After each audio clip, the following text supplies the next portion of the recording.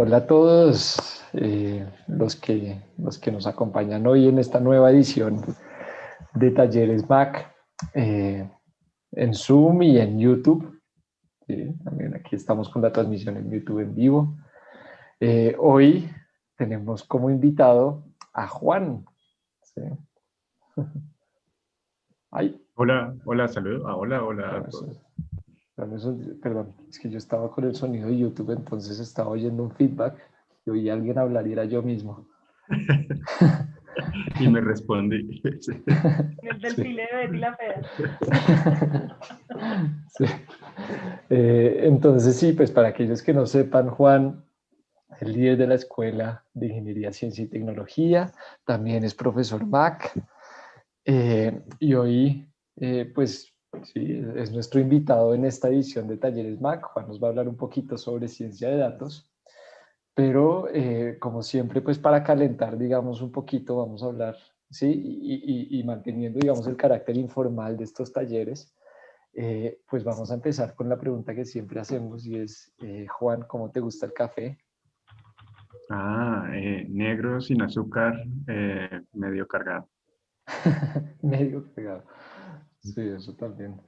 Aquí ya vemos también ya varios puristas, ¿no? Creo que Valerie fue la única que dijo. ¿Le puso No leche? contesto, me miran mal. Sí. Sí. Listo. Entonces, pues creo que por el momento no se está conectando más gente, entonces podemos ir arrancando. Bueno, entonces sí, de entrada, muchas gracias, Juan, por aceptar la invitación. Te cedo la palabra si quieres. Yo Súper. aquí, perdón, última cosa, yo aquí voy a estar pendiente de las preguntas también en YouTube. Entonces, cualquier cosa, pues si tienen preguntas, pueden hacerlas por el chat de YouTube y yo aquí las digo en voz alta. Entonces, eso, listo. Ahora sí. Bueno, pues muchas gracias Martín, por la introducción, por la música. Voy a compartirles pantalla, ¿cierto? No puedo compartir pantalla. Toca que me habiliten. Sí, yo tampoco puedo hacerte anfitrión. Listo. Gracias. Eso. Listos. Ahí ven un PowerPoint, ¿sí? ¿Claro? Sí, señor. Sí, sí, ahí se ve. Súper. Entonces, bueno, pues como ya me presentó Martín, hoy voy a hablar sobre los datos. Eh, es un poquito, no es que yo tenía como varias ideas sobre cómo orientar esta charla, entonces pues le puse este título y eventualmente decidí por dónde hacer. Entonces, básicamente lo que quiero hablar un poquito sobre alrededor como de esta frase, ¿cierto? De que pues, nos dice que si torturamos los datos lo suficiente, pues nos van a confesar lo que querramos, ¿cierto? Y, y esto pues nace como de algo que uno por ahí cuando ve estudios y estudios y estudios, ¿cierto? Un estudio dijo que no sé qué y resulta que el huevo era malo y ahora el huevo no es malo, ¿cierto? Y antes era pésimo comer ciertas cosas y ahora resulta que son súper buenas. Entonces, a veces como que uno empieza a pensar, pero ¿por qué pasan esas cosas, ¿cierto? Porque resulta que me hacen recomendaciones súper diferentes o que encuentro como resultados que son encontrados. Eh, y pues todo esto en muchos casos tiene que ver con datos, tiene que ver con datos que si uno los analiza de cierta forma o hace ciertas cosas con esos datos, lo llevan a ciertas conclusiones y ahí es pues muy importante estar como alerta, ¿cierto? Es un poquito la idea. Entonces, yo me imagino que tal vez se han encontrado con este diagrama de Venn de la ciencia de datos, ¿cierto? Que dice, bueno, ¿qué es la ciencia de datos? Y es una combinación digamos, como de áreas, de pronto un poquito más tradicionales, otras más recientes. eh, y digamos que lo que definitivamente tiene la ciencia de datos es ciencias de la computación, ¿cierto? Matemáticas aplicadas. Allí entra estadística y conocimiento del tema, ¿cierto? Del tema que yo quiera estudiar. Entonces, este diagrama ahí muestra como algunas combinaciones, ¿cierto? Como ciencias de la computación con matemáticas, entonces como machine learning, si sé como de matemáticas y estadística y del tema específico que quiero estudiar, entonces como investigación tradicional. Si hago ciencias de la computación y conocimiento, entonces es como software tradicional. Y el unicornio, ¿cierto? Es ese que sabe como de todo, ¿cierto? Entonces, que es como alguien que no existe y demás. Pero lo cierto es que en cualquier proyecto de ciencia de datos uno va a tener esos tres componentes. Hay otro diagrama de Venn que es un poquito más diciente, ¿cierto? Y tiene es muy parecido al anterior, ¿cierto? Pero aquí en ciencias de la computación le dicen skills de hackeo, ¿cierto? Hacking skills. Eh, y hay una zona de peligro, ¿cierto? Es esa zona en la que uno sabe algo de hackeo y sabe algo del tema, pero no sabe de matemáticas ni de estadística. Entonces, puede cometer unos errores graves. Y pues la idea es un poquito como ver, ¿cierto? Lo que quiero hoy es que charlemos un poquito sobre esos posibles como errores que han cometido gente que uno creería que no comete esos errores, pero resulta que sí. Y como cometen esos errores, eso al mismo tiempo nos da como mucho espacio y nos muestra que hay todavía, pues, como todo por hacer, ¿cierto? Hay muchísimas cosas por hacer. Yo no sé si ustedes han escuchado este Google Flu. ¿Alguna vez? No sé si me pueden escribir por el chat o si quieren abrir el micrófono y hablar. ¿Han escuchado el Google Flu? Por aquí hay mensajitos. ¿No? No te dejamos morir, no, señor. Gracias, gracias. Eh, eh, bueno, pues Google Flu no crean que fue la influenza diseñada por Google, no fue eso. Sino que fue un sistema que diseñó Google, ¿cierto? Y publicaron un artículo en la revista Nature en 2009 sobre este sistema. Y en el abstract, ¿cierto? En el resumen, que lo pueden encontrar ahí en ese enlace, eh, dice que pueden, ¿cierto? Dice, nosotros podemos estimar de manera precisa el nivel actual de la actividad de influenza en cada una de las regiones de los Estados Unidos con un rezago de reporte cercano a un día. Entonces, esto es una maravilla, ¿cierto? Es una maravilla, porque entonces, ¿qué quiere decir eso? Si se empiezan a aumentar los casos en un sitio, inmediatamente podemos empezar a tomar medidas, ¿cierto? Un poquito como lo que estamos haciendo con COVID ahorita, pero pues menos crítico, ¿cierto? Porque no se contagia tanto, no es tan fatal. Entonces, pues, pero sí nos permite tomar acciones para, por ejemplo, tener más personal médico, por ejemplo, tener más vacunas para la influenza, adoptar medidas de pronto de distanciamiento, cositas que de pronto ahorita con el COVID se nos han vuelto como más del día a día. Pero que en ese momento, pues, de pronto eran cosas que se podían pensar que se podían hacer con un sistema de este estilo. Como les dije, esto fue publicado en 2009. No sé si alguien quiere animarse y buscar exactamente, les paso este enlace, que no creo que puedan dar clic, ¿cierto? Les puedo pasar este enlace. Ay, yo no, pero no me deja.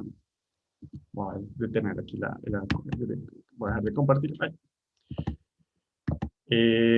Y les voy a pasar este enlace por aquí por el chat. Quiero que miren dónde. Ay, ¿qué hice? Sí, lo pasé, no lo pasé. Aquí está, ya. Quiero que miren cuándo fue publicado, exactamente.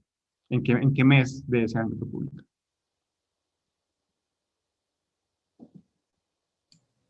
En febrero. En febrero, sí, señor, exactamente. Fue publicado en febrero. Y 2009, por aquí hay otra, 19 de febrero, sí, señor. Lo importante era el año. Muchas gracias. ¿Cómo? No, 2009, es 2009. Está bien, yo ya había dicho que era 2009, pero pues lo importante es el mes. Y sí. Resulta que ese año, en abril, hubo una epidemia de influenza A, ¿cierto? Que es la que a veces se le llama porcina, ¿no es cierto? Pero que pues como que de verdad se llama A, y es la que es en su variante H1N1, en abril. Y Google, el Google Flu, ni se dio cuenta, ¿cierto? Es algo así como si hubieran diseñado el sistema para detectar cuándo va a haber COVID, y, y pasó la pandemia de COVID y el Google COVID no se dio cuenta, ¿cierto? Es más o menos de ese estilo. En 2014 hubo otro estudio que puso a prueba este Google Flu, ¿cierto? Y dijo que cometía un error más o menos en 100 de 108 semanas de prueba, ¿cierto? Lo pusieron a prueba como un poquito más de 2 años y en 100 semanas eh, se equivocó. Y aquí quiero preguntarles un poquito a ustedes por qué creen que pasa eso. Y les boto como una pista, ¿cierto? Una pista es que menos del 10% de las personas que van al doctor por influenza realmente lo tienen, Esto, yo puse aquí 2014, pero realmente esto es algo que ustedes pueden ver en los reportes del CDC que actualizan como semanalmente, y ven cuál es el nivel de positividad, ¿cierto? O sea, cuántas de las personas que se hicieron pruebas de influenza efectivamente resultaron con influenza. Y es menos del 10%, o sea, es raro que llegue cerquita al 10%, a veces es del 2%, es cosas de ese estilo. O sea, gente que va al médico y le dice, es que yo creo que tengo influenza, hágame una prueba. Se la hacen y es negativo en más del 90% de los casos. Con esa pista, ¿por qué creen que el sistema de Google Flu falló? Ah, bueno, de pronto no he dicho cómo funcionaba Google Flu. ¿Cómo funcionará Google Flu si es de Google y estaba tratando de estimar la influenza? La gente preguntaba si tenía influenza, cuáles eran los síntomas o... Exacto. Palabras de búsqueda, ¿cierto? Empezaban a buscar síntomas de influenza, ¿cierto? Tengo fiebre, ¿cierto? Tengo tos, malestar general, qué sé yo. Y con base en eso, ¿cierto? Google nunca reveló cómo era exactamente el modelo, ¿cierto? Pero lo que ellos decían es, nosotros miramos las palabras, lo que busca la gente, y con eso sabemos eh, si en esa zona hay una epidemia de influenza o no. ¿Por qué falló? ¿Por qué sí, Mac? ¿Por qué creen que falló? Ya como con toda esta información.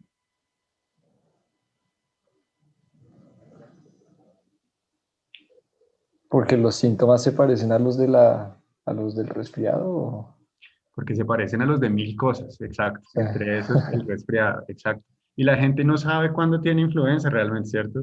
Entonces les da cualquier cosa, estornudan, no, eso debe ser, no, me voy para el médico, ¿cierto? Hay muchas personas, ¿cierto? Además, así que de una les da algo así pequeñito y para el médico. Entonces, y la Yo gente soy no sabe. así. Bien, bien, aquí confesión. Sí, exacto. Entonces, hay demasiado ruido en esa información, ¿cierto? Hay un montón de ruido. Y esto realmente depende, o sea, lo que estamos construyendo, ¿cierto? Aquí es a partir de esas correlaciones entre las búsquedas y los casos de influenza. Y resulta que una correlación va a funcionar siempre, o sea, por una correlación, ¿cierto? Nos referimos a que estas dos variables, ¿cierto? Se mueven juntas. Entonces, cuando hay más búsquedas, lo que nosotros estamos esperando es que haya más casos de influenza. Y si hay menos búsquedas, es porque hay menos casos. No es que las búsquedas causen los casos, ¿cierto? Simplemente que se mueven como al tiempo. Entonces, esa es la lógica con la que Google monta este modelo de pronóstico. Eh, pero, eh, pero resulta que hay demasiado ruido, ¿cierto? Hay demasiado ruido, tal que sí, seguramente algunas personas que tienen influenza, que tienen efectivamente influenza, entran y hacen la búsqueda, pero hay muchísimas personas, la inmensa mayoría, más del 90% de las personas que creen que tienen influenza, no la tienen, ¿cierto? Entonces, y Google después de esto seguía igual, como arreglando el modelo, y por ahí sacó otra publicación diciendo que no, que ahora sí, pero como que ya nadie le cree, ¿cierto? Porque pues es difícil digamos, después de que ya ocurrió el caso realmente de prueba, pues volver como a creerle a este sistema.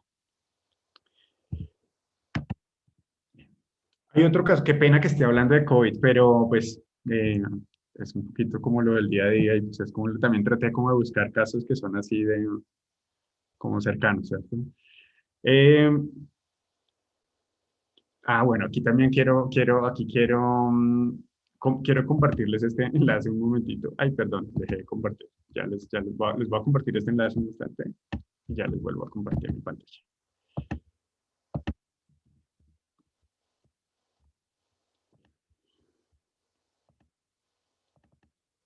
Resulta que, ay, ya.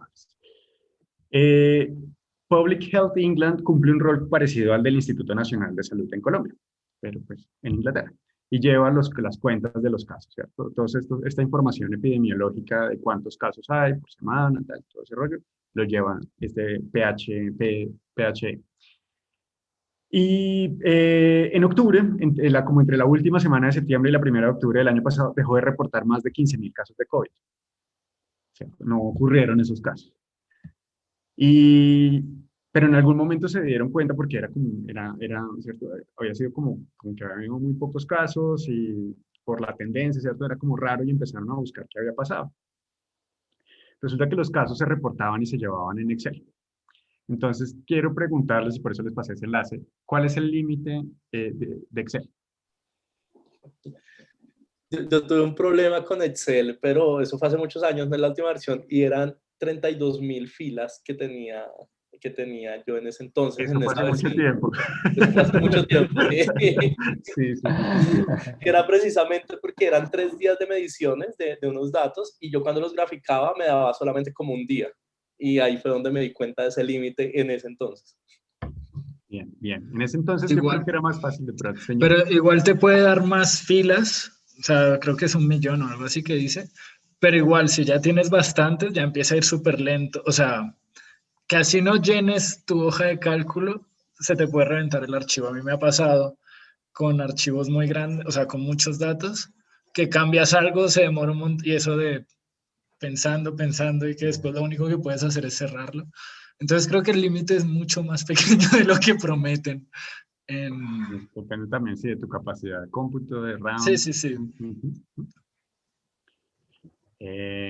¿Encontraron cuánto es el límite hoy día?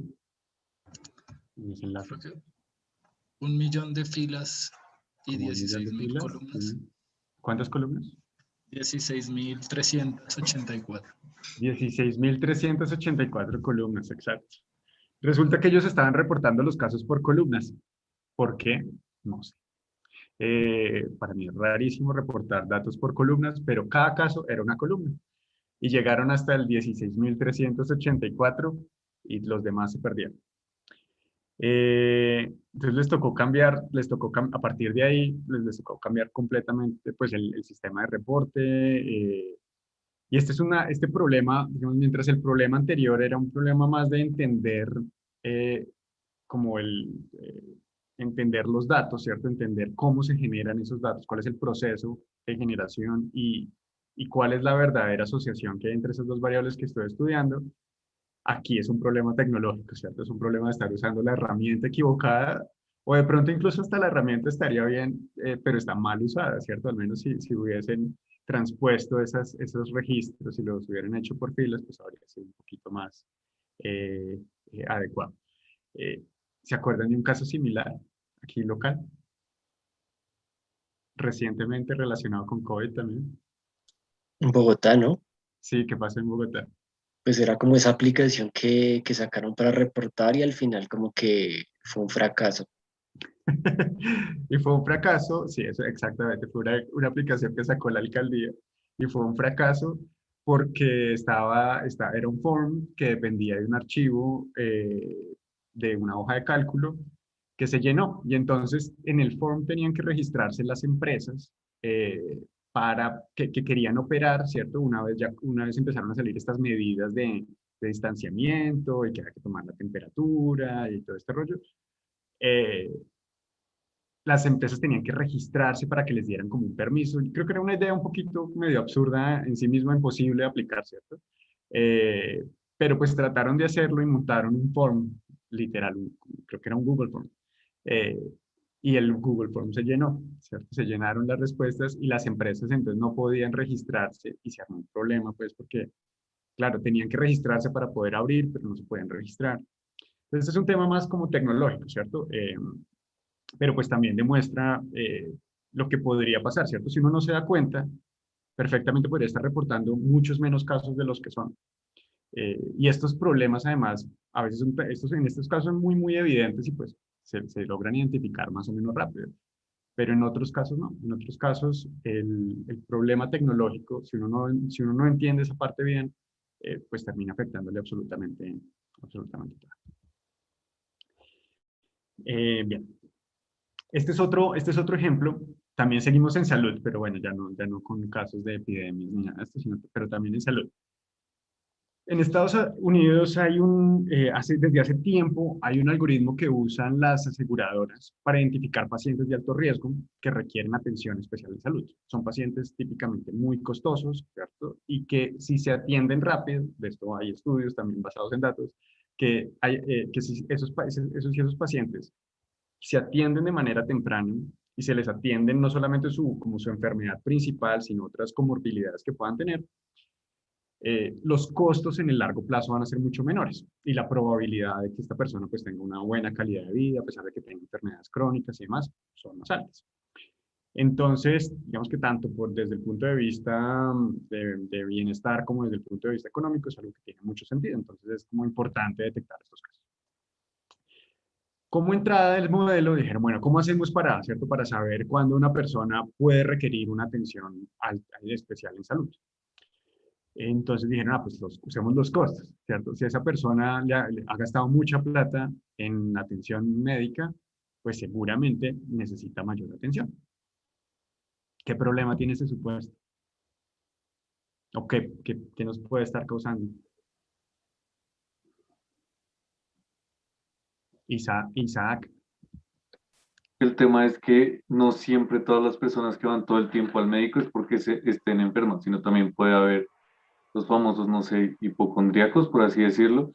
Entonces, eso puede afectar también. Exacto, ahí tienes tienes como una fuente de alguien que seguramente va al médico, de pronto tiene unos costos altos de gastos médicos, pero realmente no es algo que requiera mayor atención. Ahora, algo que seguramente te ayuda en ese caso es que aunque gastes mucho en visitas al médico general y en exámenes, seguramente no tienes muchos costos en tratamiento, porque realmente no tienes nada, ¿cierto? Entonces, de pronto eso te ayuda un poquito. Pero sí, de acuerdo, eso es un problema. ¿Qué otros problemas? ¿Qué más puede haber qué otros problemas puede haber con este supuesto? No, pues en Estados Unidos como que hay mucha gente obsesionada con la estética, ¿no? Entonces hay mucha gente que se hace modificaciones corporales y yo creo que eso puede ser una razón. Puedes tener tratamientos médicos que no necesariamente son, Sí. que están atendiendo situaciones de salud, ¿cierto?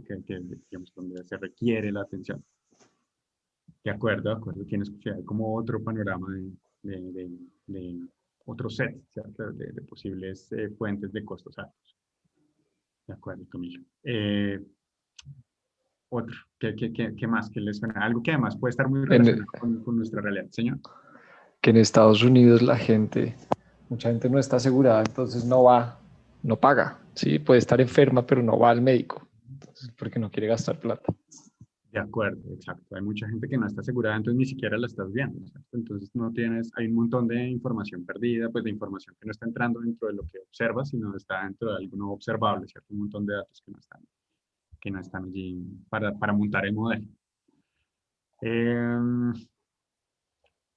Un poquito relacionado con eso, resulta que, o sea, especialmente con este último punto,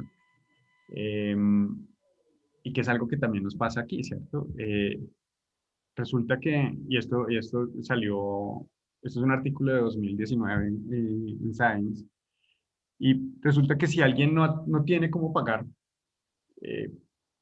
pues no va a ir, ¿cierto? Incluso de pronto tiene un seguro, puede que incluso esté asegurada y entonces haga parte de la información. Pero como esa persona no tiene la plata para ir al médico, para pagar, ¿cierto? la cuota moderadora ¿cierto? O de pronto comprar medicinas por su cuenta o algo por el estilo, pues no va simplemente, ¿cierto? Entonces, el algoritmo va a discriminar. Una persona que tenga digamos, bajos ingresos y que por esos bajos ingresos no vaya a que lo atiendan, el algoritmo le va a asignar una menor probabilidad de requerir atención médica. En particular en Estados Unidos esto se tradujo, ¿cierto?, en que las personas blancas eran más probable que les pusiera la banderita de que necesitaban atención médica especial que una persona negra. Y esto pues tiene que ver, ¿cierto?, con desigualdades en ingresos entre estas dos poblaciones. Entonces aquí digamos que esto es una alerta grande, ¿cierto? Esto nos está diciendo, yo estoy creando un algoritmo discriminador, estoy creando un algoritmo que en principio yo pensé que tenía mucho sentido, ¿cierto? Que yo estaba viendo, pues si una persona gasta harto, pues es porque seguramente necesita más atención. Pero me estoy equivocando terriblemente, estoy cometiendo, ¿cierto? Si yo dejo que este algoritmo corra solo y solamente le salen las alertas a la persona que es la que finalmente firma, ¿cierto?, las órdenes, o al call center, que es el que llama a las personas, ¿cierto? Estoy cometiendo un error terrible. Y por eso es que entender estos algoritmos, ¿cierto?, a profundidad, saber cómo se construyen, saber cuál es el impacto que tiene la selección de variables, por ejemplo, cuando monto un modelo de estos, tiene impactos gigantes, ¿cierto?, que van mucho más allá del modelo y del código y monté esta visualización y se ve súper bonita y tal. Esto puede tener un impacto gigantesco. Entonces quería preguntarles qué variables se les ocurren que podríamos usar. Si estuviéramos, por ejemplo, con contexto colombiano, que además, si yo montara ese algoritmo en Colombia, tendría el mismo problema, ¿cierto? O podría tener problemas parecidos. Ahora, una ventaja aquí es que los copagos son mucho menores, ¿cierto? El sistema de EPS funciona de otra manera. La gente no se puede asegurar por su cuenta por cualquier cosa, ¿cierto? No hay como esos seguros de mentiras en los que uno no está realmente asegurado por nada, sino que al menos así, digamos, más allá como de temas de calidad y demás, pero hay como una base, ¿cierto?, que atiende como a todo el mundo. Pero ¿qué variables se les ocurren que podríamos usar para mejorar ese modelo? O sea, que de pronto puedan ser como más, pensando que lo que quiero es detectar gente que tiene, que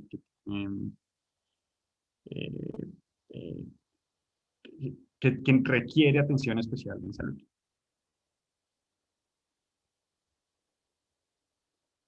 Ideas, sí. Isaac.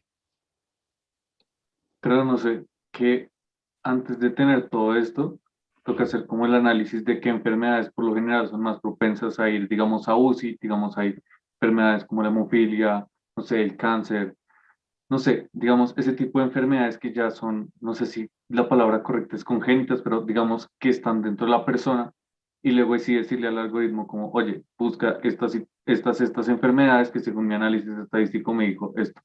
Entonces, si aparecen estas personas con estas enfermedades, me botas el resultado de que necesitan atención inmediata. Exacto, yo podría irme, ¿cierto? Irme más al tema médico, ¿cierto? Y por ejemplo, si una persona se está haciendo cierto tipo de exámenes, ese tipo de examen puede estar asociado al posible diagnóstico de ciertas enfermedades que tienen alto costo y digamos, alto riesgo de convertirse en crónicas y demás. De acuerdo, eso puede ser un buen indicador. Steven, me pareció que tenías la mano levantada también. Sí, pues yo pensé en algo parecido a lo de Isaac y es pensar en la posibilidad de crear un índice de morbilidad o índice de gravedad de las enfermedades, de tal manera que pues puede llegar a ser algo subjetivo, pero pues para eso estaría la parte de la comunidad científica o médica para crear el índice. Y pues yo siento que los datos que suelta un índice son extremadamente útiles para un momento de hacer estadística. Entonces, me parece que sería una buena variable. De acuerdo, de acuerdo. Y estas dos sugerencias, tanto de Steven como de Isaac, nos muestran esa idea de que tenemos que trabajar interdisciplinariamente, ¿cierto? En esto yo no puedo ir como, no, es que yo sé de datos y yo sé programar y entonces, venga, le monto el modelo. No, yo tengo que ir a hablar con médicos, ¿cierto? Tengo que ir y conocer. Alice sugiere también usar los datos de urgencias, ¿de acuerdo? También, exacto. Hay visitas de urgencias que son casos en los que ya las personas requieren atención urgente, inmediata, ¿cierto? Y no programada. También eso nos puede servir. Pero entonces, claro, para entender muy bien este problema, yo tengo que ir y hablar con médicos, tengo que ir y hablar pues, que son expertos en el tratamiento de estas enfermedades y también con gestores, ¿cierto? Para entender muy bien cómo funciona el sistema. Porque aquí esto también revela un poco como una ignorancia sobre cómo funciona el sistema. Eh, no solamente temas médicos, que claro que si los incorporo seguramente me van a ayudar mucho a hacer un mejor pronóstico, sino entender cómo es, ¿cierto? Si yo fuera a hacer aquí esto mismo, pues tengo que ir y entender cómo funciona el sistema de salud colombiano, ¿cierto? Cómo funciona una EPS, una IPS, qué incentivos tienen para dar una medicina y qué incentivos para no. Ese tipo de cosas, ¿cierto? Si no entiendo eso, pues es muy difícil que yo salga con un modelo de la manga, ¿cierto? Y diga, aquí está, ¿cierto? Esta persona sí necesita, o esta persona no. Bien, otro ejemplo. Vamos a otro ejemplo. Aquí. A este seguramente lo han oído hablar, lo han oído mencionar, ¿cierto? El chatbot TAI. Ay, escribí mal. TAI era con A. Creo que está A, bien, me parece. Sí, bueno. TAI. Resulta que, ay, puse aquí una cosa mal, perdón, bueno, me disculpan porque puse aquí unas líneas que se me quedaron bien. Este chatbot lo diseñó Microsoft para que se entrenara con Twitch, ¿cierto? Y entonces, la idea de Microsoft era, pues voy a darle como unas reglas iniciales, contrató a unos comediantes para que el chatbot fuera como chistoso, ¿cierto? Y entonces le puse así unos comentarios iniciales. Gracias por el tachón. Y, y la idea era que lo iba a poner en Twitter, ¿cierto? Iba a empezar a relacionarse con personas e iba a empezar a hablar con ellas. Yo no sé si ustedes conocen sobre cómo funcionan estos sistemas de aprendizaje, ¿cierto? Y pues ahí está, digamos, la ciencia de datos y la inteligencia artificial tienen este tema como de intersección, ¿cierto? Que es el aprendizaje automático de máquina. La idea digamos, la idea básica de cómo aprende un modelo de estos es un poco como aprende un niño, ¿cierto? Yo al niño le puedo decir, mira, aquí hay unos triangulitos, esto es un triángulo, ¿cierto? Y entonces yo le muestro un triángulo y luego le muestro otro triángulo y luego le muestro otro triángulo. Y los triángulos son de diferentes colores, son de diferentes tamaños, pero el niño empieza a entender, ¿cierto? Que el triángulo tiene 3 puntas, ¿cierto? Es puntudo, son 3, y lo empieza a comprender y tal que la próxima vez que le pregunte qué es esto, pues me debería decir eso es un triángulo. O lo puedo hacer con colores, ¿cierto? Yo le muestro diferentes colores, entonces cojo estas formitas y le digo, esto es un azul, esto es un azul, esto es un azul. De pronto ese azul es un cilindro, de pronto ese azul es un cubo, ¿cierto? Pero siempre es azul, y entonces el niño empieza a entender ese patrón, ¿cierto? Ah, ok, aquí hay como otras cosas, pero lo clave es el color, ¿cierto? Pues que eso es azul. Entonces, parte de lo que nosotros queremos hacer es eso, ¿cierto? Cuando hacemos algo como querer entrenar un chatbot a partir de tweets, pues es eso, ¿cierto? Es mostrarle como ejemplo, ¿cierto? Decirle, mire, es esto, es esto, es esto, tal que el chatbot empieza a tener como un lenguaje con el cual hablar, ¿cierto? Otra forma en la que yo puedo dejar aprendiendo al niño es que me voy a la cocina, ¿cierto? A preparar la comida y lo dejo ahí jugando con los cubos y demás. Y cuando regreso los agrupo, ¿cierto? Los agrupo por color, los agrupo por tamaño, los agrupo por forma. Y entonces ese aprendizaje pues no es supervisado, ¿cierto? Yo no estuve ahí supervisando qué pasaba.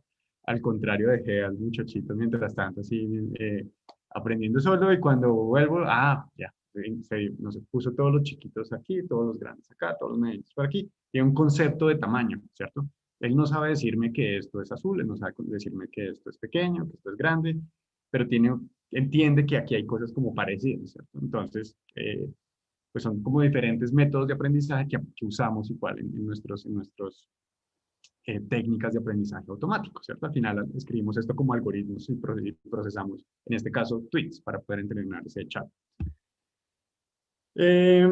Entonces, pongo a este chatbot TAI a que se entrene con tweets. Pues seguramente algunos de ustedes ya conocen el caso, ¿cierto? De qué pasó. ¿Qué problemas podía tener esto?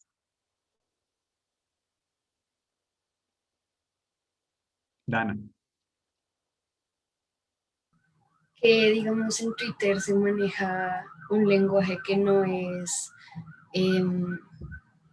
explícito, sino a veces es sarcástico, a veces tiene como tonalidades, digamos, estuve averiguando un poco de eso y hay un problema que es que, digamos, una vez el presidente tuiteó algo y alguien le respondió de forma como graciosa, diciéndole que no, que muchas gracias, bueno, como lo que se ve usualmente en Twitter.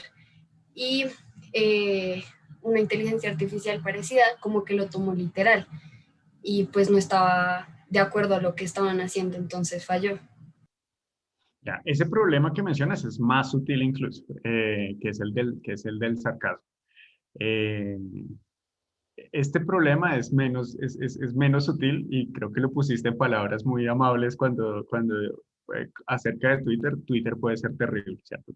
En Twitter uno se encuentra personas terribles.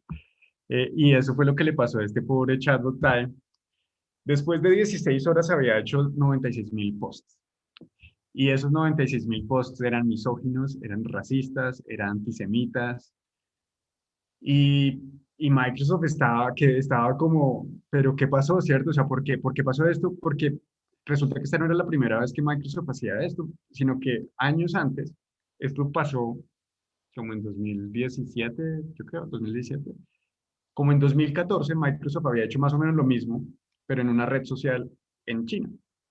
Y allí el chatbot se llamaba Chao Ice, ¿era? No sé. Y llegó a tener 40 conversaciones con 40 millones de personas. Y no tuvo ningún problema de estos. Entonces, digamos, pues naturalmente, después de esas 16 horas y con esa desgracia, pues lo apagaron, Microsoft salió a pedir disculpas, que qué pena, que eso no reflejaba lo que era Microsoft, además era Microsoft Research, ¿cierto? Entonces era como, que, sí, qué vergüenza mundial haber tenido esto. Y cuando fueron a hacer como ¿cierto? A ver qué había pasado, y se dieron cuenta que muy temprano, pues, cuando pusieron a andar a este chatbot, muy temprano fue atacado por usuarios que tenían ese lenguaje, misógino, racista y antisemita. Y así como pasa con los niños, ¿cierto? Que estábamos hablando ahorita, si uno de chiquitos los enseña a ser misóginos, racistas, antisemitas, pues van a crecer y van a ser justamente así, ¿cierto? Entonces, eso fue lo que le pasó a este chatbot en un span mucho más pequeñito, ¿cierto? De 16 horas apenas. Precisamente porque estaba replicando lo que había aprendido y en particular lo que había aprendido muy temprano en su vida, digamos, como chat. Estamos hablando de Microsoft Research, ¿cierto? O sea, no estamos hablando de, no, es que yo me senté con mi amigo y entonces hicimos este chatbot porque no teníamos nada que hacer en junio, ¿cierto? No había, con la pandemia, entonces, no. O sea, esto es gente muy buena, ¿cierto? Muy buenos investigadores, que entienden muy bien los sistemas, que uno esperaría que entiendan cómo funciona Twitter también, ¿cierto? Y pues cometieron un error gigantesco. El chatbot lo apagaron y nunca ha vuelto a aparecer este chatbot, ¿cierto? Entonces, yo creo que no, pues no ha habido como éxito al respecto en ese proyecto. Lo que menciona Dana es muy importante, pero es incluso más sutil que esto, porque esto es que son así de frente, son terribles.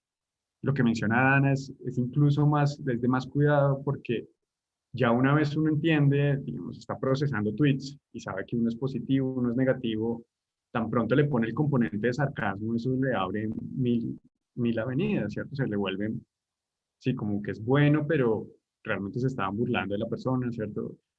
O es malo porque pero no están realmente siendo tan malos. La zona de grises y la comunicación humana, pues es tremendo. Eh, es algo que tiene pues mil aristas, ¿cierto? Bien, creo que este es mi último ejemplo. Este es de Amazon. Amazon en 2014 empezó, ¿cierto? Empezó a hacer como sus primeros pasos en esto. de experimentar con un sistema automático que les sirviera para seleccionar empleados. Entonces, yo no sé si ustedes han tenido o les han contado de cómo funcionan los sistemas de las áreas de gestión humana, pero un área de estas en cualquier empresa grande, uno de los problemas que tiene es que recibe toneladas de hojas de vida, ¿cierto? Hacen un llamado y llega todo el mundo a aplicar a este sitio. Y es muy difícil, digamos, el trabajo de las personas que hacen esa selección es complejo, ¿cierto? Tienen que leer, tienen que tratar de a partir de la hoja de vida, entender muchas cosas de quién es la persona, si será un buen fit para la empresa, vale la pena gastarle tiempo en una entrevista, por eso cuando ustedes están preparando su hoja de vida es muy importante, ¿cierto? ¿Qué es lo que ponen ahí? Las primeras líneas son claves, si no son buenas, entonces la gente simplemente lo cogen, ¿cierto? Y a la caneca. Porque es muy poquito el tiempo que puede dedicar una persona de gestión humana para analizar cada una de las miles de hojas de vida que llegan para un puesto. Entonces, claro, un sistema automático para selección de personal, buenísima idea. Sistema de calificación, 1 a 5 estrellas, ¿cierto? Como si fueran los libritos en Amazon. Y el aprendiz dijeron, pues tenemos además un montón de hojas de vida, ¿cierto? De toda la gente que ya hemos calificado, entonces ahí están las hojas de vida, ahí está su conjunto de datos de entrenamiento para entrenar ese modelo, ¿cierto? Para que aprenda y diga, yo le puedo decir, esta hoja de vida es buena, esta hoja de vida es buena, esta hoja de vida es buena. Y ahí él empieza a entender, ok, como que las hojas de vida que vienen con estas características son buenas y otras son malas. ¿Qué problemas puede tener ese sistema?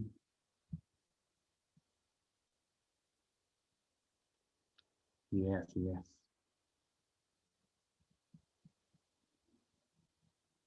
¿Quién se anima? Dana. Ay, qué pena. Creo que de lo que me acuerdo, el problema era que ya tenía muchos prejuicios, entonces aceptaba como ciertos estereotipos. De acuerdo. Juan David. Pues uno básico es, por ejemplo, que las personas a veces al redactar una hoja de vida no tienen buena ortografía o utilizan muchas palabras como muchos sinónimos y a veces los programas no detectan eso. Y también puede ser que una persona tenga un perfil muy bueno, muy adecuado a la persona que están buscando, pero como dices tú, digamos, tiene una forma de escribir muy concreta, muy sencilla y no muestra de pronto todos los valores. Y alguien que escribe mucho, al final, digamos que el programa puede decir, no, este sí está más apto porque tiene más cualidades que estés buscando. Entonces también tiene esos problemas. Tienes ese factor de variabilidad, de acuerdo. Arturo, tiempo sin verte. ¿Así se acuerdan de mí? Claro que sí, de Learning Machine Learning. Uy, sí, qué rico verte. Gracias. Salió la maestría, Arturo. ¿Al fin? Sí. Yo ahora estoy en Colombia y tengo que estar porque en mucho tiempo no saldré. Qué bien, ya les mando el link del lanzamiento de mañana para que todos vayan. Ah, sí, me encantaría.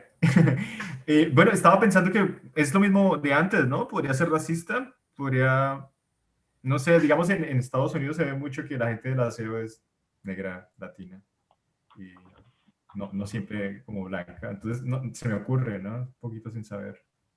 Sí. Pues el problema está precisamente orientado a que esas hojas de vida, a que el aprendizaje está basado en esas hojas de vida que ellos ya tenían.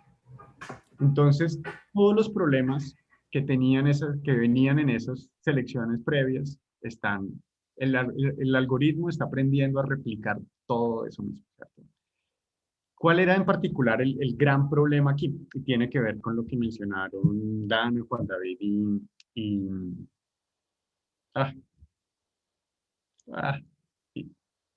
se me olvidó el nombre. Arturo, gracias. Yo sé, acabo de ver el nombre. Gracias. Entonces, ¿qué es lo que pasa? Esa empresa en particular tiene muchos más hombres que mujeres contratados, ¿cierto? En toda su historia ha contratado consistentemente más hombres. Cuando una mujer era candidata digamos, en este nuevo proceso, ¿cierto? En el que se hacía la selección automáticamente, ya el solo hecho de ser mujer ya quería decir que era malo. ¿Por qué? Porque era más probable que antes, ¿cierto? Si yo veo los datos, ¿quiénes son los que más quedan? ¿Los hombres o las mujeres? Pues quedan muchos más hombres que mujeres, ¿cierto? Pero además había cosas como si una mujer, por ejemplo, había ido a un colegio femenino, ese colegio de pronto no registraba entre las personas que antes se habían valorado positivamente. ¿Por qué? Porque se habían contratado muy poquitas mujeres y no había ninguna mujer de ese colegio. Entonces, por esa mujer haber ido a ese colegio femenino, ya de una vez el algoritmo le ponía un 1. Porque no encontraba ninguna mujer que hubiese ido a ese mismo colegio previamente, ¿cierto? Y que hubiese sido exitosamente contratada. Entonces, digamos, este es un caso que es parecido al anterior, porque estamos aprendiendo de lo que estamos viendo, ¿cierto? Por ese aprendizaje supervisado sobre ejemplos previos. Pero es un poquito peor, ¿cierto? Pues por un lado, las implicaciones son peores, ¿cierto? No solamente es un problema de imagen para Microsoft, sino que es un problema grave en el caso que Amazon usara esto efectivamente para contratar, ¿cierto? Estaría manteniendo unos patrones de discriminación súper fuertes. Y nos muestra también como otro aspecto que si generalizamos como cualquier otro caso va a estar allí presente, y es si yo no tengo observaciones previas, es muy difícil que el modelo generalice a esas observaciones, ¿cierto? Y es ese típico problema en este tipo de modelos basados en datos, de la capacidad del modelo de generalizar casos que no ha visto. Y al contrario, se puede volver muy natural para el modelo generalizar de esta forma, ¿cierto? Decir, este caso yo no lo he visto, esa persona no puede entrar, ¿cierto? No tiene sentido que entre en la empresa. Y, por ejemplo, si esto fuera un banco que está usando un sistema así para otorgar créditos, pues sería lo mismo, ¿cierto? Yo nunca he visto una persona que trabaje en esta empresa, nunca le he otorgado un crédito a una persona que venga de esa empresa. Y resulta que, dependiendo de la empresa en que trabaje, es un factor muy importante para otorgarle el crédito, porque eso me dice si me va a pagar o no. Entonces yo no le doy el crédito a esa persona porque está trabajando en una empresa que no conozco. Entonces también ¿cierto? Una cosita importante es considerar cuando estamos haciendo este tipo de modelos. Entonces, pues ya como para cerrar, ¿cierto? Tenemos, volviendo un poquito como al diagrama, entonces tenemos matemáticas aplicadas, tenemos ciencias de la computación y necesitamos ese conocimiento aplicado, ¿cierto? Hacer proyectos, ganar experiencia, entender muy bien el problema. Si no entendemos muy bien el problema, estamos mal, ¿cierto? Y yo creería, realmente, y un poco contrario a ese otro diagrama que teníamos arriba, que las zonas de peligro están por todos lados. Claro, es absolutamente peligroso no saber matemáticas, es absolutamente peligroso no saber programar, y también es absolutamente peligroso no saber del problema, ¿cierto? Entonces yo puedo salir diciendo, no, es que yo sé un montón de modelos y yo sé programar, me voy a meter a este problema del que no entiendo nada y sacar unas conclusiones terribles. O puedo montar un modelo y decir, no, pues es que yo ya aprendí a programar, tomé este cursito, aprendí a programar, y yo sé del problema porque es que yo trabajo en esa empresa todos los días, entonces voy a montarles esto y va a quedar ese sistema, me van a subir el sueldo, pero ni idea por dentro cómo funciona eso, ni idea qué es una correlación, ni idea cómo es que efectivamente funciona un modelo de aprendizaje supervisado o no supervisado, ¿cierto? Entonces, digamos que todos los elementos son importantes aquí. Yo no descartaría ninguno, ¿cierto? Y pues ya un poquito para terminar en son de cuña, pues eso es lo que hace tan particular este programa de matemáticas aplicadas y ciencias de la computación, ¿cierto? Que tenemos precisamente formación en matemáticas, formación en computación y formación, y hacemos proyectos y ¿cierto? Estamos como tratando de entender problemas, sean con datos, sea otro tipo de proyectos, no sé, que pueden involucrar hardware o temas de ciberseguridad, pues, no, aquí pues hay todo un pool súper amplio de profesores, entonces cada uno trabaja en temas diferentes y aplica este tipo de métodos a diferentes problemas, entonces tener esa posibilidad realmente es muy, muy importante y digamos, va mucho más allá de lo que pues, uno puede encontrar si se centra solamente en una de estas áreas. Eso es todo. Muchas gracias. Y pues si hay preguntas o discusión, charla, así como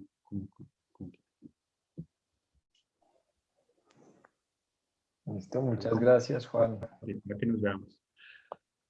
Muy chévere. ¿Preguntas? ¿Alguien? ¿Comentarios? Por experiencias, así como la de Alex con Excel y eso. Experiencias. Sí. Pues yo me pregunto, ¿cómo sería el correcto pipeline, ¿no? Para crear, digamos, un chatbot, ¿no? Porque estos algoritmos les va muy bien con muchos datos, pero al mismo tiempo, ¿cómo te das cuenta que esos datos no tengan sesgos así racistas, sexistas? Eso tiene, yo creo que eso también demuestra mucho el tema de como la importancia de ese análisis exploratorio previo a hacer cualquier cosa. Como que a veces uno dice, sí, voy a montar este modelo y así, red neuronal con 50 capas, ¿cierto? Y es el súper sofisticado. Antes de haber visto los datos, ¿cierto? Hagamos un histograma, hagamos un diagrama de cajas, hagamos, ¿cierto? Miremos a ver qué hay ahí, tratemos de entender esos datos de manera muy como intuitiva, ganar un poquito de sentido de intuición sobre eso, antes de pasar a dar ese paso. Yo siento que cuando uno empieza a aprender de estos temas, como que le dan muchas ganas de hacer eso, así como de dar ese paso inmediato, y en cambio ese análisis previo se vuelve, o sea, pues no sé, mi experiencia es un poco eso, ¿cierto? Cuando uno está como en un equipo así, es como, no, yo voy a montar el modelo tal y tal y tal y tal, y casi que hay que como que detener un poco todo el proyecto y decir, no, espera, primero miremos los datos, ¿cierto? Primero miremos qué hay. Y ya una vez entendamos los datos bien, pues así empezamos como a construir modelos, además que entendamos nosotros, ¿cierto? Porque yo creo que un ejercicio muy bueno es cuando a uno le toca ir y explicarle ese modelo a alguien, ¿cierto? Y entonces me dice, bueno, pero el modelo, ¿por qué me dice que esta persona no la puedo contratar? Y yo tengo que poder decirle por qué. Entonces, esa parte de poder explicar los modelos, los resultados de los modelos, me obliga, ¿cierto? Me obliga a tener esa comprensión como muy, muy detallada. Cool. Y cuando haces transfer learning, más o menos como que pierdes esa parte de exploración de datos, ¿no? Por ejemplo, los modelos transformers se usan mucho en procesamiento natural del lenguaje y la verdad duran semanas entrenándose, ¿no? Entonces, mejor usarlos que no usarlos. Yo iba a poner yo también entre las opciones que tenía un modelo también de esos así, súper sofisticado y terrible. Pero también así, o sea, cometiendo también como unos errores como muy fundamentales de comprensión del problema.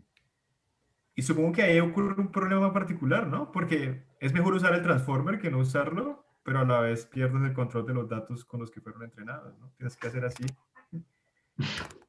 y bueno, hay que reentrenar, pero sí, ahí ocurre algo, no sé, como interesante.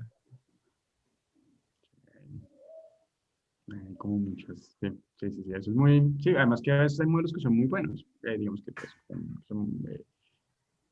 pero que luego son mejores que otros en desempeño, pero son más oscuros, ¿cierto? Son más difíciles de comprender.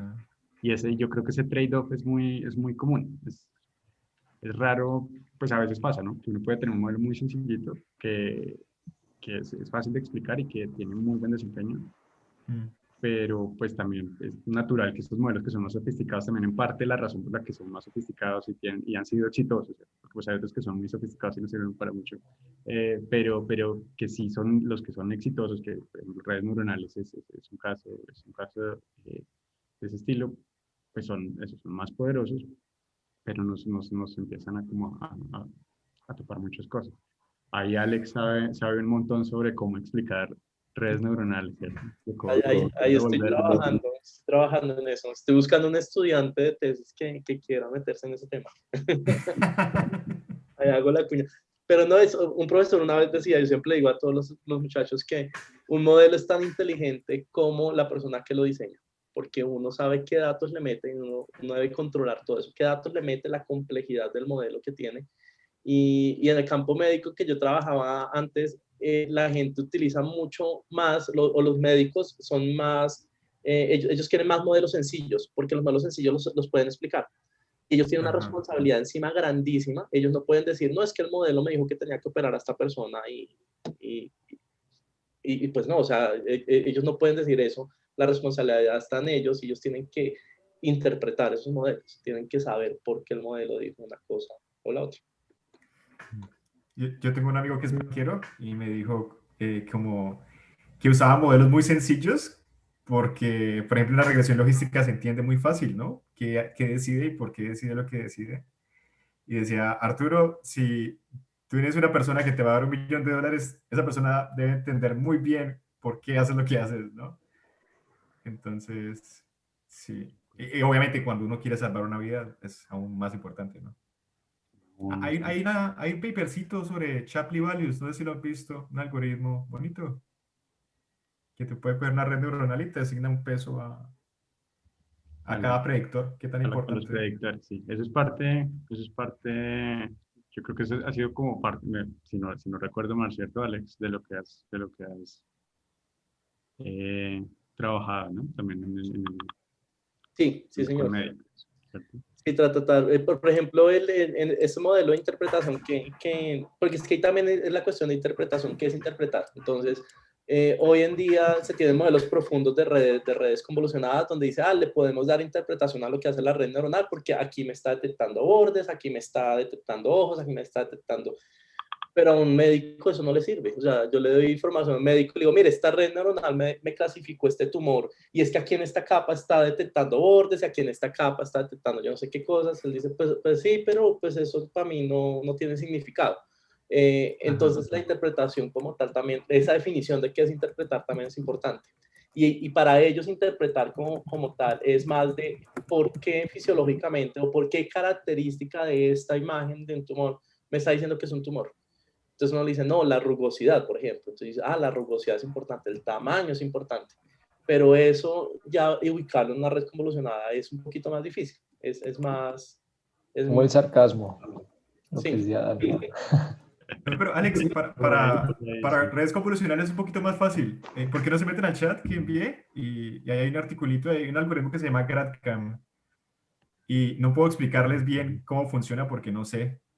Pero en español es como... Sí, como que él te dice... Dale. No, básicamente te dice qué píxeles votaron, como influyeron más para la decisión. Sí, entonces... que te da como un mapa de calor y te dice, mira, esta zona de la imagen es la que te está diciendo, pero esa zona de la imagen, o sea, ¿por qué seleccionas esa zona? O sea, me dice, esta zona es importante, pero el médico me va a preguntar, ¿y por qué es importante? O sea, ¿qué hay en esa zona que no hay en otro lado? Es como la razón detrás de eso, si me hago entender, va más allá ¿cierto? O sea, va más allá de que son estos píxeles, ¿cierto? Es más de cómo está eso asociado al problema original, ¿cierto? Y ellos quieren algo relacionado con el tumor, por ejemplo. O sea, ¿qué me dice a mí esta zona del tumor? Esa zona tiene un comportamiento de crecimiento rápido, de crecimiento lento, tiene más textura, menos textura. Entonces, esa es como la información que a ellos les importa, que es complicadísima. Entonces, por eso es como, tomando palabras de Valeria alguna vez, matemáticas aplicadas y matemáticas aplicadas teóricamente. Entonces, o sea, son como dos cositas que es lo mismo, matemáticas aplicadas, entre comillas, pero son campos completamente diferentes. Yo veo así mismo la interpretación que nosotros como ingenieros le damos a un método de Machine Learning lo entendemos, ¿no? Sí, mira, que el subespacio, no sé, el manifold, la proyección, chévere. Pero un médico te dice, bueno, y como yo le digo eso a la persona, mire, es que por el manifold, yo no sé qué vaina, o por la proyección te tengo que operar. Eso ya es... no funciona.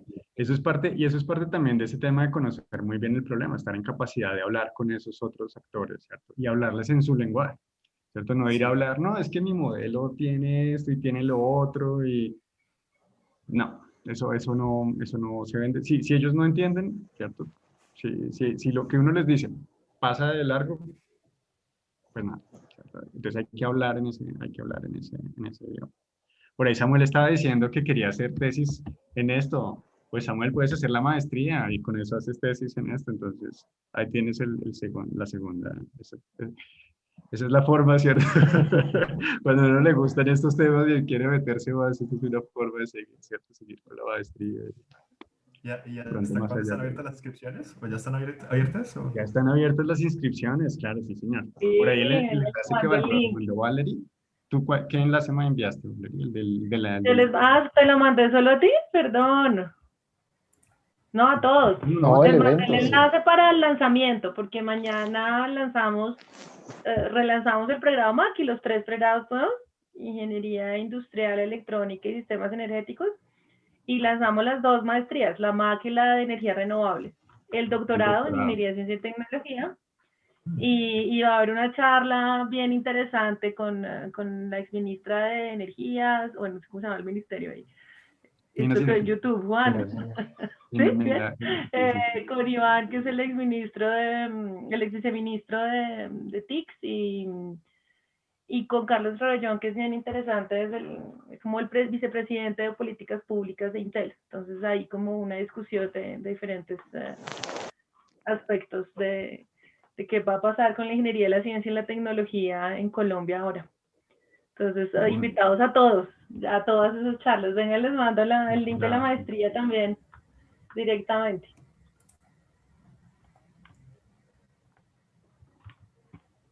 Para que te animes, Arturo, así hayamos salido tarde. Isaac tiene preguntas. Me encantaría. Pues tengo varias. La primera es, por ejemplo, las tendencias en la ciencia de datos. ¿Por qué? Porque las tendencias, y es algo que, si bien es un debate entre los economistas, una vez lo vi cuando entré a Jurland, y era que algunos dicen que los actores son racionales, que todos los individuos que estamos ingresando en la base de datos son racionales, otros dicen que son irracionales, y las tendencias puede pasar que sean por algo que no tiene sentido y que la máquina no entiende. Entonces, ¿cómo se puede, digamos, cuantificar eso cuando parece que una tendencia, digamos, artística, por así decirlo, parece tan incomprensible hasta para uno que es humano? O sea, ¿quieres entender las tendencias en otros campos usando datos? Sí, digamos, por ejemplo, en lo personal, yo no entendía por qué la gente utiliza el fidget spinner como el cosito que giraba así, así, así. Eso para mí no me cabía en la cabeza. Entonces, ¿cómo entender, digamos, esas tendencias que no parecen tener tanto sentido para uno? Yo creo que tienes que hacer es como un focus group y preguntarles a los que les guste, ¿cierto? Porque no creo En que... economía, ¿Cómo? que en economía los últimos Nobel han sido todos de economía conductual, que es la parte precisamente psicológica de entender la psicología detrás de las decisiones, porque las decisiones evidentemente no son tan racionales como uno creería. Abandonar ese supuesto de racionalidad, sí, tradicional. Sí, yo creo que ese es el tipo de cosas además que tienen mucho que ver con ese conocimiento del problema, ¿cierto? Con entender, porque a veces no es... o sea, si tú no entiendes, ¿cierto? Porque una persona hace algo, pues una opción es eso, es ir y preguntarle, ¿cierto? Otra opción es, pues bueno, de pronto con datos, porque de pronto la persona no te va a decir la verdad, ¿cierto? Entonces, buscar como otras posibilidades. Pero, pero ¿qué? Pero tu pregunta va hacia allá, ¿cierto? O tu pregunta va como a cuáles son las tendencias en ciencia de datos, como si hay como esos grupos que ¿Cómo se piensan estudia diferente. eso? ¿Cómo se estudian las tendencias en ciencia? Digamos que soy una persona que, no sé, digamos en el mercado financiero, estoy viendo a ver las tendencias, digamos, para ver qué acción está subiendo más rápido. Pero digamos, tengo 3 compañías nuevas que salieron al mercado y quiero predecir cuál va a tener el costo más alto.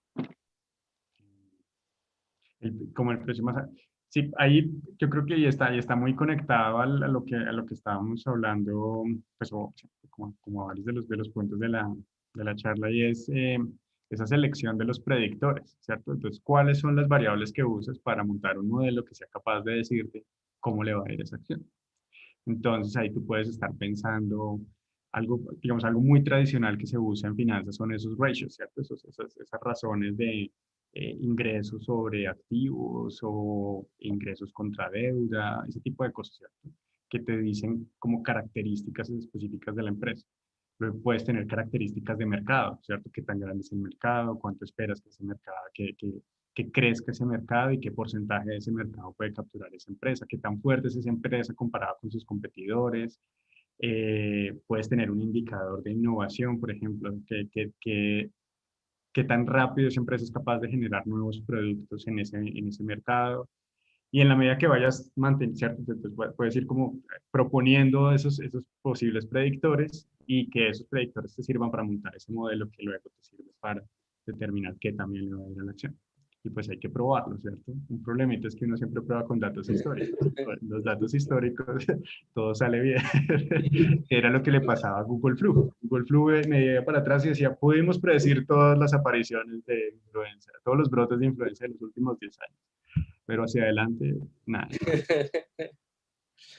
Y hay otra cosa importante, Isaac, que menciona esa parte de acciones, ahí la especulación es muy importante.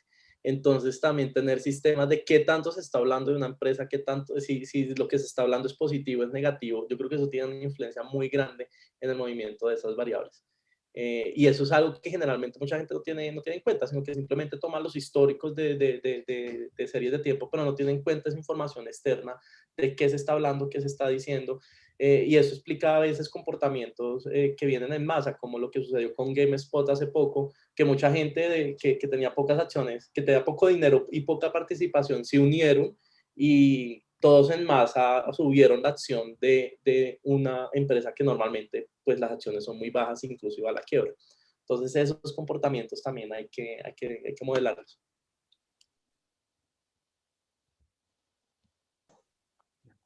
¿Listo? ¿Alguien más tienen preguntas o comentarios o experiencias?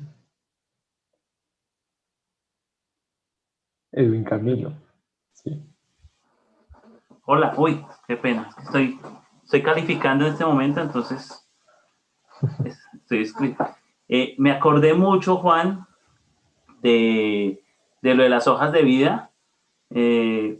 También podría servir, dije, pues si ponemos un sistema complicado, lancémoslas y las que caigan encima de la cama las escogemos y las otras no, ¿cierto? Una caminata aleatoria y listo. Entonces, me acordé mucho fue del teorema de no free lunch, ¿no? Que uno a veces quiere el método de optimización, el supermodelo, y el teorema de free lunch, el teorema de no free lunch le dice a uno, no va a poder encontrar el que le sirva para todo. Hay unos casos donde un modelo le sirve muy bien para unos y otros casos que otro modelo le sirve muy bien para otros. Entonces, pues a veces uno sí quisiera eso, ¿no? Optimizarlo y hacer eso, pero pues ya el teorema le dice no va a poder encontrarlo. Confórmese un poquito con lo que tiene y los buenos resultados, ¿no? Pero me acordé fue mucho de eso, de lo de las hojas de vida. De pronto uno quiere el mejor y no lo va a poder encontrar. Sí, no, y siempre, yo creo que con eso también creo que parte de entender muy bien estos métodos es eso, ¿no? Como comprender cuáles son sus limitaciones. Que esto no es que sea, listo, yo ya hice eso, digamos, todos los ejemplos eran, ¿cierto? Amazon, Google, Microsoft, gente que debe saber qué está haciendo, ¿cierto? Y cometen errores graves. Y luego incluso los sistemas que están bien también van a cometer errores, van a tener una tasa de fallos. Y eso hay que entenderlo y saberlo manejar, ¿cierto? Incorporarlo dentro del diseño del sistema como tal. Sea a través de algo como Human in the Loop, ¿cierto? Tener a alguien ahí que es el que decide. A veces hay un ejemplo buenísimo que no puse que es el de Watson, para cáncer. Básicamente cuando dijeron vamos a acabar con el cáncer, porque es que vamos a detectar el cáncer súper temprano y ya. Y metieron, si no estoy mal, cuando decidieron apagar el programa y se dieron cuenta que no había funcionado, habían gastado $64 millones. Con un hospital grandísimo en Austin, en Texas. Y básicamente claro, era un poco esa idea de poder hacer un screening muy temprano, ¿cierto?, de los pacientes y identificar los que tenían cáncer para poder atenderlos. Y pues el cáncer, ¿cierto?, con esa lógica de que si el cáncer es detectado suficientemente temprano, ya tenemos tratamientos. Pero no, o sea, en un momento, y esto pues todo después se empezó a manejar ya pues como por informes de noticias y demás, ¿cierto? Del periodista que va y se sienta con una de las personas que trabajó en el equipo técnico y bueno, realmente ese sistema cómo funcionaba, porque de resto pues nadie iba a decir que eso no estaba funcionando. Pero lo que salió de eso al final era que eso no funcionó, quedó pues, eso. estaba muy, muy lejos, estaba sugiriendo cosas que no eran, cosas que eran incluso tratamientos que eran incluso peligrosos para los pacientes.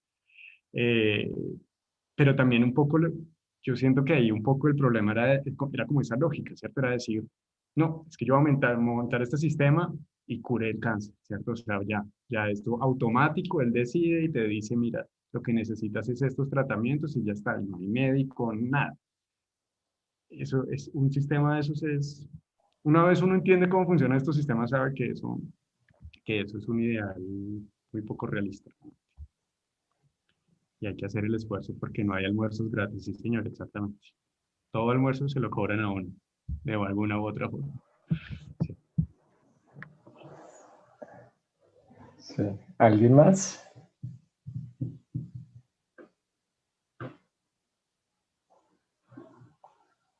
Parece que no. Bueno, reviso un segundito YouTube. No, en YouTube tampoco. Bueno, no, muchas gracias, Juan. Muy chévere, muy interesante.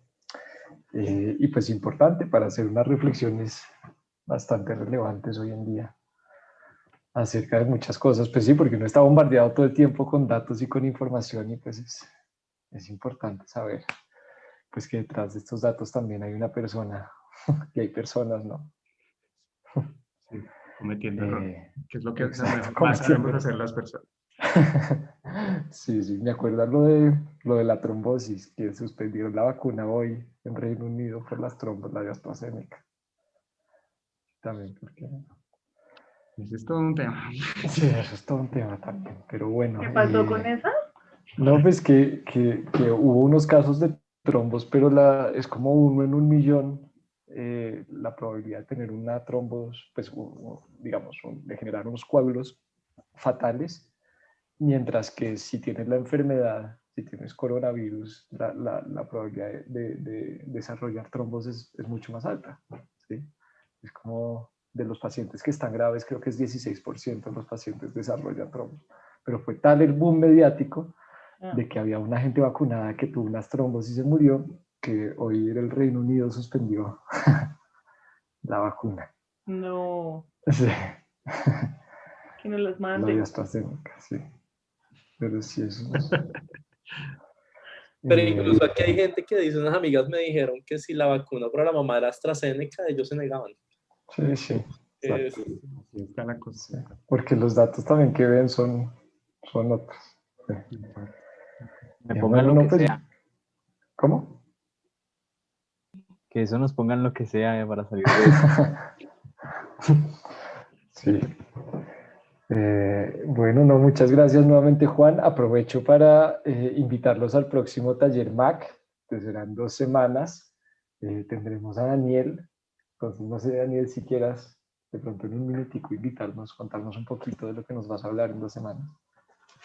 Sí, hola a todos. Yo voy a hablar un poquito de teoría de grafos. Entonces les voy a contar qué son los grafos, pero digamos que la motivación es muy informal. Vamos a mirar algunos acertijos o unos jueguitos que posiblemente algunos de ustedes conozcan, pero entonces desde el punto de vista de los grafos. Y pues también por ahí como que en los primeros talleres hablaron mucho de cine y de películas y todo eso. Entonces también les voy a mostrar una relación entre, no las matemáticas y el cine, pero sí entre los matemáticos y los actores de cine. Entonces, ahí les dejo como la invitación, es en 15 días, para que hablemos un poquito de grafos. Y otro para ahí de sorpresitas pequeñitas, para que se motiven a asistir. Súper, muchas gracias. Ahí estaremos. Y también aprovecho para que Juan Camilo nos invite al taller ICT que va a haber la próxima semana. Sí, de hoy en 8, el próximo miércoles a la misma hora, tenemos taller ICT, es con Alex, nos va a hablar de tendencias en el monitoreo de niños prematuros. Aquí está Alex, si nos quieres contar algo rápido como para motivar a la gente. Sí, claro, les voy a hablar de digamos, lo que fue mi énfasis en el trabajo de investigación hace unos años. Y la idea es ver cómo muchas de las herramientas de inteligencia artificial e incluso de grafos se usan para desarrollar herramientas de monitoreo en niños prematuros. Entonces vamos a ver cómo se pueden utilizar redes convolucionales para hacer detección de cuando un niño está dormido o está despierto. Vamos a ver algo de grafos para identificar cambios fisiológicos en el niño y cuando, digamos, también para hacer como una cuantificación del nivel de anestesia que tiene un niño, por ejemplo, basado en grafos. Entonces son herramientas interesantes, aplicaciones chéveres de todas estas cosas de Machine Learning y de teoría de grafos y demás. Bienvenidos dentro de 8 días, creo que sí. Y pues aquí estaremos presentándoles y hablándoles un poquito también de los neonatos, ¿no? O sea, de los niños prematuros, de por qué se hace este monitoreo y cuáles son los objetivos que se quieren lograr. Listo, muchas gracias. Yo creo